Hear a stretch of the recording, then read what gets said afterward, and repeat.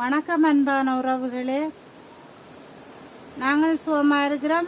அதே மாதிரி நீங்களும் சுகமாக இருக்க எல்லாம் வல்ல இறைவனை மன்றாடுகின்றேன். மேலும் நாங்கள் இன்றைக்கு பான் வறுவல் ஒன்று செய்ய போகிறோம். அது எப்படி செய்கிறதுன்றதை பார்ப்போம் வாங்க.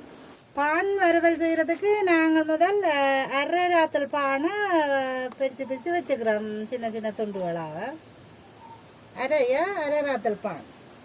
இது ரெண்டு கத்தரிக்காய்ன்னு சொன்னால் 1/4 கிலோ கத்தரிக்காய். நாங்கள் இப்போ ஒரு அரை ஸ்பூன் அரை கரண்டி உப்பு கொஞ்சம் போட்டு கொஞ்சம் தண்ணி பச்சை தண்ணியும் விட்டு ஒரு 10 நிமிஷம் ஊற விடுவோம்.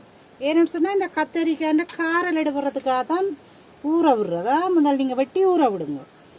அடுத்தது பெரிய வெங்காயம் 2 வெட்டி வச்சிருக்கிறோம். இது மிளகுத்தூள் இடித்து வச்சிருக்கிறோம். மிளகு ஏன்னு சொன்னால் அந்த செரிமான பிரச்சனைக்காக மிளகுத்தூள் இடித்து வச்சுக்கிறோம், அதுவும் போடுவோம். உப்பு தேவையான அளவு போடுவோம். முட்டை இருக்குது, 4 முட்டை. தேங்காய் எண்ணெய், அந்த கத்தரிக்காயும் வெங்காயம் பொரிக்கிறதுக்கு தேங்காய் எண்ணெய். கத்தரிக்காய் பொரிக்கத்தானே வேணும். அப்போ நாங்கள் சட்டியை வச்சு கத்தரிக்காயை முதல் பொரிப்போம். எண்ணெயை ஊற்றி நாங்கள் கத்தரிக்காயும் வெங்காயமும் பொரிக்க போகணும். அப்போ நான் காப்போத்தில் தேங்காய் எண்ணெய் ஊற்றி பொரிச்சு எடுப்போம். முதல் கத்தரிக்காயை 10 நிமிஷம் ஊற வச்ச நாங்கள் அந்த கத்தரிக்காய் எடுத்து இப்போ பொரிப்போமா. உப்பு போட்டு தான் ஊற வச்ச நாங்கள் அந்த காரல் தன்மை எடுக்கிறதுக்காக கத்தரிக்காயை போட்டு பொரிச்சு எடுப்போம். அடுப்பு இந்த மழைக்கெல்லாம் கரைஞ்சி ஒஜி பேர்ந்து போயெல்லாம் மொழிகினாங்கள். அந்த ஒரு ஒழுக்கு இருந்தது, மழைக்கு ஓட்ட ஒரு கூரை உண்டு. அப்போ அதில் ஒழுகிட்டுது. அப்போ நான் எல்லாம் மொழுகிட்டு இப்போ உங்களுக்கு பான் வறுவல் செய்கிறேன்.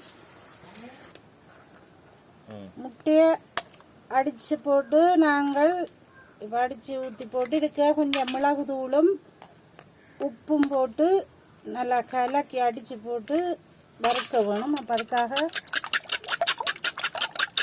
முட்டையை அடிப்போம்.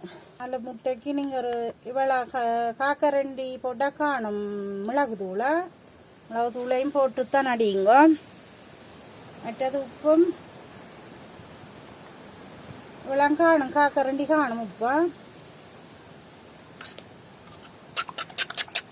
போட்டுட்டு நல்லா அடிக்கணும் முட்டையை.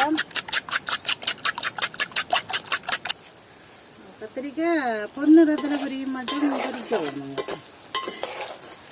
இது பச்சை தன்மையாக வரும், பொன்னிறத்தில் வரவும் மட்டும் பொரிக்கும். பொரிஞ்ச விரைவுதான் இன்னொரு கொஞ்சம் பொரிஞ்சா சரி. பொன்னிறத்துக்கு விரைவு தானே. ஆகல மெரிக்கவும் விடக்கூடாது, பச்சையாமங்க கூட பொன்னிறத்தில். சரி, நீங்கள் சூட்டுக்கு தானே சரியா வேற முடுங்க.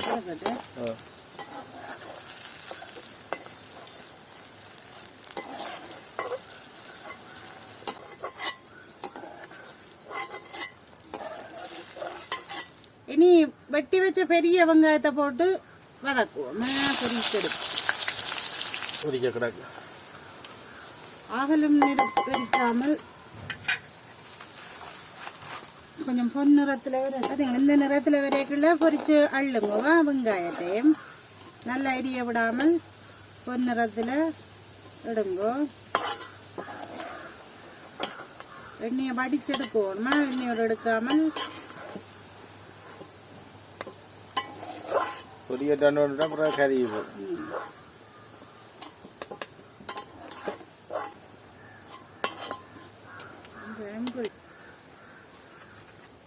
இந்த சட்டியை வச்சுதான் பான் வறுவல் செய்ய போறோம்.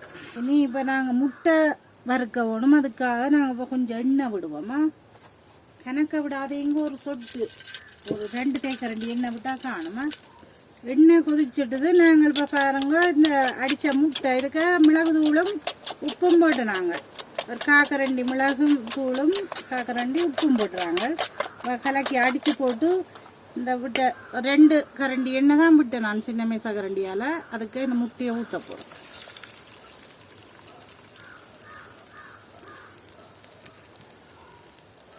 முட்டையை போட்டு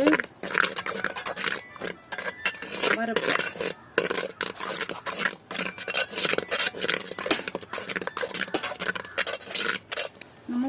அப்படியே வறுத்து கொண்டு நீங்கள் இந்த வெட்டின பானை போடுங்கவா.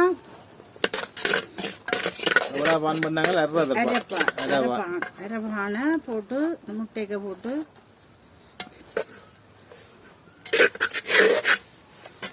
இதுக்கப்புறம் நாங்கள் பொரிச்ச கத்திரிக்காயும் போடுவோமா.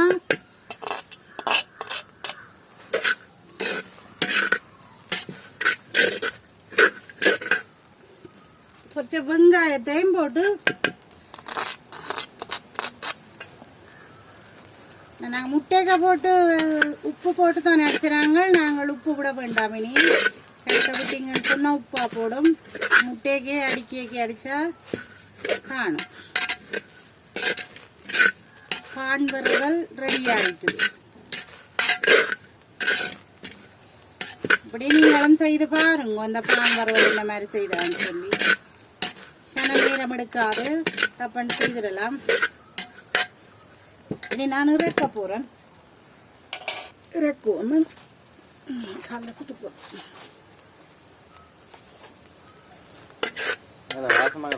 வாசனை சாப்பிடணும் போல இருக்கு.